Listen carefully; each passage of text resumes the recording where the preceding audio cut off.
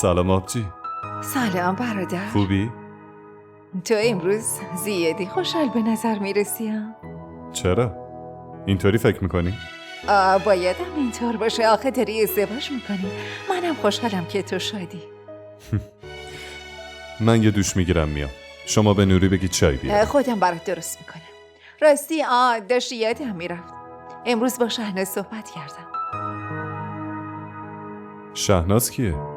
اونی که عکس رو برد، شهناز. من امروز عکس الینا رو بهش نشون دادم. اونم قرار شد با خانواده دختر صحبت کنه. میدونی چیه شهزاد؟ من برات خیلی خوشحالم که بالاخره تصمیم گرفتی فراموش کنی و زندگی جدیدی برای خودت درست کنی. مهمه که به خاطر دل خودت این کارو کردی، نه به خاطر اصرار من. برات خیلی خوشحالم. آبجی، الینا رو که دیدم یاد آنی افتادم. انگار که یه ارتباطی با هم داشته باشه. نمیدونم، حسم به هم میگه یه ربطی به هم دارن.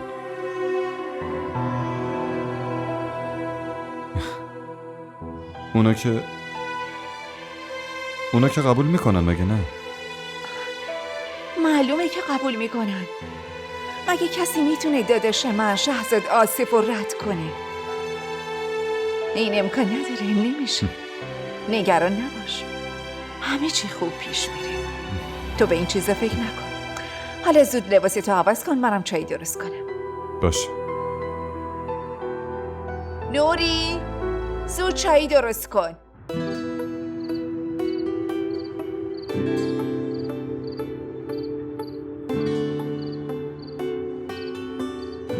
مطمئن باشم؟ پس یکم بخند برامون. خنده آدما رو خوشگل‌تر میکنه. منم میخوام که شریک زندگیم خوشگل‌ترین باشه، که اونم تو هستی.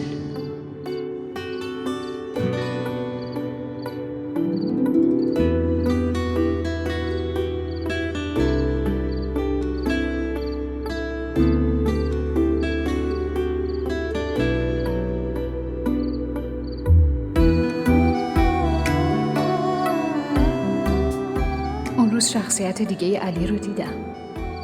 مردی که منو دوست داره و مراقبه که همسر آیندهش یه وقت ناراحت نشه، میخواد منو خوشحال ببینی.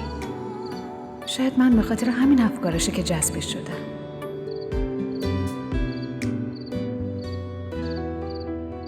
اون فقط روی من حساسه که خب اینم عادیه. همه مردا برای همسر آیندهشون غیرتی میشن، این که بد نیست.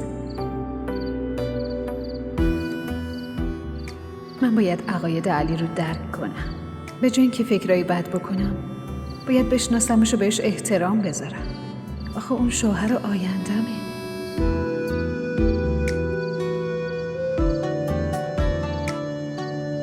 این خواستگار خیلی خوبه شهناز. تو دبی مغازه داره، درآمدش خوبه، خانواده‌ش هم خیلی خوبن.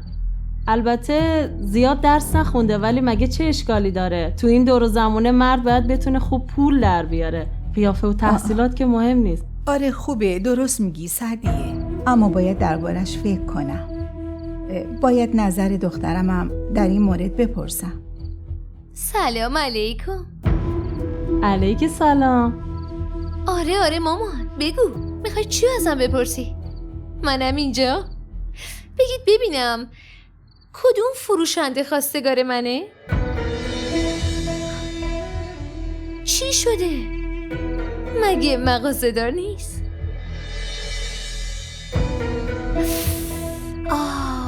خیلی خوبه که تو دبی مغازه داره. دخترم، من دارم حرف میزنم، لازم نیست تو چیزی بگی. من دارم حرف میزنم. راستی خاله، از دبی خواستگار اومده؟ خیلی هم خوبه. پس دخترتو بهش بده.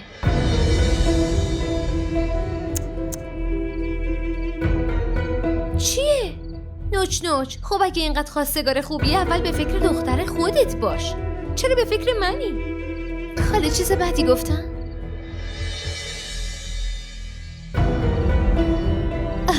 چیه؟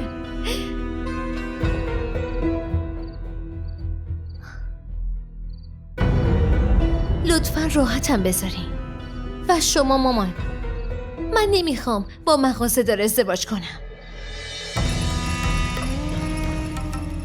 مغازشم هر جا که میخواد باشه، دبی باشه یا آمریکا.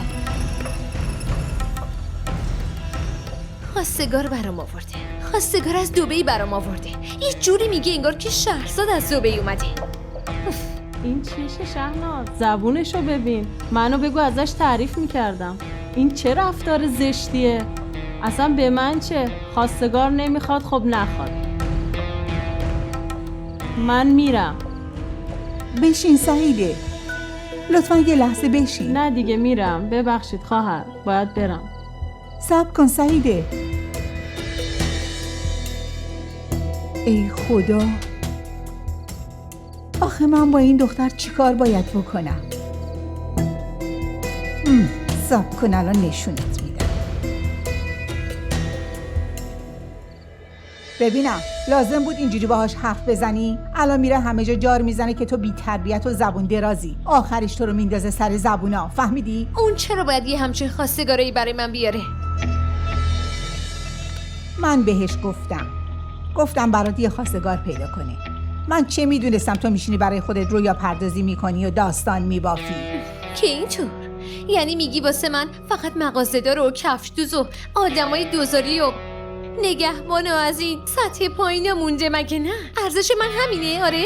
راجبم اینطوری فکر میکنی؟ گوش کن، تو دبی مغازه داشتن خودش یه امتیازه.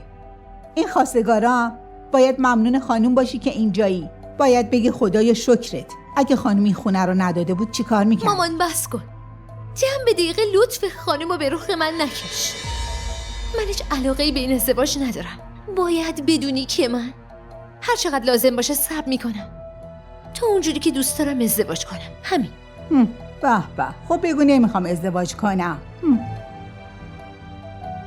بیا یه لحظه اینجا بشین، میخوام یه چیزی بپرسم. بیا.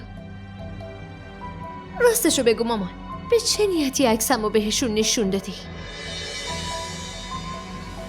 منظورت از این حرفا چیه؟ منظورم اینه که حتما شما در مورد من چیز بدی گفتی یا اینکه برداشتی عکس زشتمو بهشون نشون دادی که اونا بیخیال من شدن و اون الینا با اون قیافه دهاتیشو انتخاب کردن. من چند بار بهت بگم ها که اون شبیه نامزد قبلیشه که تصادف کرده مرده. به خاطر همین میخواد با اون ازدواج بکنه. مشکلی نیست قیافه اون دختر شبیه نامزد قبلیش باشه یا اینکه مایره خان، ولی آخرش با من ازدواج میکنه. تو عقلتو از دست دادی، میفهمی؟ با تو حرف زدن فایده نداره. بشین خیال بافی کن. برو یه کاری کن که تا آخر عمرم تو خونه های مردم مجبور باشم زندگی کنم. نذار از خودم خونه و زندگی داشته باشم.